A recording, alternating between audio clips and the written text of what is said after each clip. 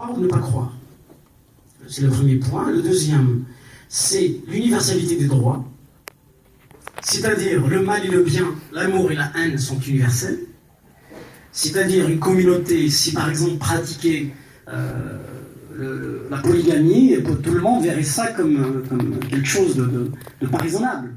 Donc c'est universel, le mal est universel, le bien est universel. Et l'autre point, donc j'ai dit, le premier, c'est la liberté de conscience, le deuxième, c'est l'universalité des droits, et l'égalité des droits, ça veut dire l'égalité entre les croyants et les non-croyants. Là, on a tendance à oublier les athées et les agnostiques, alors qu'ils doivent avoir les mêmes droits. Au Québec, le débat est intéressant sur la laïcité. Parce que le Québec, c'est quoi? Il y a un peu de la France au Québec, également, il y a un peu de l'Angleterre.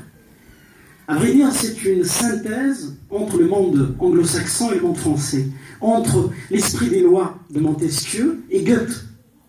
J'aimerais vous raconter une anecdote que Goethe a vécue. À vrai dire, il y a une rivalité, un affrontement philosophique entre l'universalité des droits français, enfin de France, et le génie allemand de Goethe, et Herder, le philosophe Herder. À un moment donné, Goethe, il a lu une fois un livre, le premier livre traduit du chinois, un roman chinois. Et il était touché par le personnage central. Et à un moment donné, il est allé rencontrer ses amis philosophes et poètes et écrivains, il leur a dit, mais ils sont trompés. L'amour est universel, la haine est universelle. Il a eu donc une fracture entre lui et les autres intellectuels allemands de l'époque. Il a quitté le génie allemand, ou le romantisme allemand.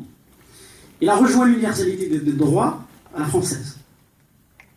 Donc, ce que nous sommes en train de vivre au Québec, et même ici en France, il y a cette rivalité parce qu'il y a des gens qui sont fascinés par les États-Unis d'Amérique, notamment Macron. Quand je le vois, j'ai envie même d'écrire un texte, la fascination américaine, le macronisme, c'est ça.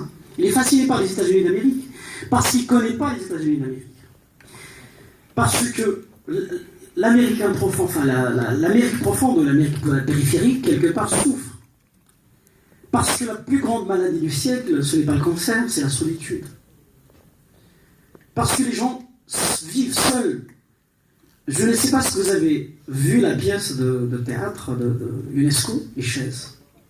Elle raconte l'histoire de deux vieillards qui vivent seuls à Paris.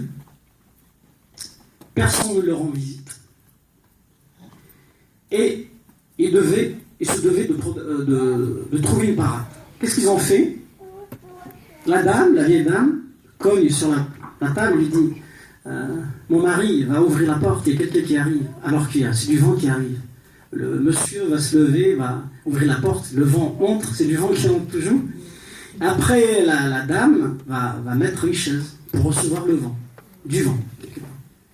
Et à chaque fois, ils font ça. Parfois, c'est le facteur, c'est du vent. Parfois, c'est le général. Parfois, c'est un ami, un voisin. Ils inventent toutes sortes de choses pour tuer l'ennui. Je trouve cette façon de présenter les choses est touchante. C'est le monde de vivant dans un monde absurde.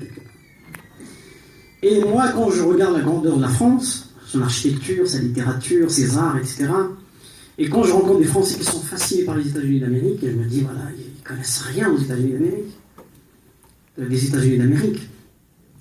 Nous vivons en ce moment nous assistons à la naissance d'un être hybride, un croyant consommateur.